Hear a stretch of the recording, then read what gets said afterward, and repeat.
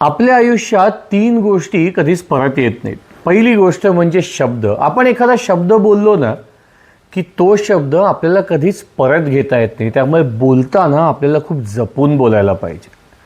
दुसरी गोष्ट म्हणजे आपला क्षण, ही वेळ. काय असतं, बऱ्याचदा आपण वेळेच्या मागे फक्त धावत राहतो, पण आत्ताची वेळ एन्जॉय करायची हे राहून जातं आणि मग कधी वार्धक्य येतं, कधी 40 येते, समजतच नाही. आणि मग वाटायला लागतं मी माझं बालपणच जगलो नाही, मी माझा युथिझमच कुठेतरी एन्जॉय केला नाही, मी माझं तारुण्यच अनुभवलं नाही. आणि तिसरी आणि सगळ्यात महत्त्वाची गोष्ट आहे ती म्हणजे संधी.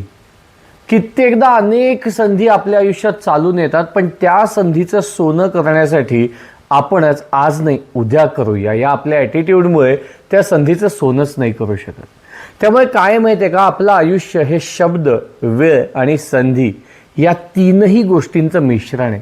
हे कॉम्बिनेशन ज्याला जमलं ना, तोच माणूस आयुष्यात आनंदी तर राहतोच, पण यशस्वी नक्की होतो.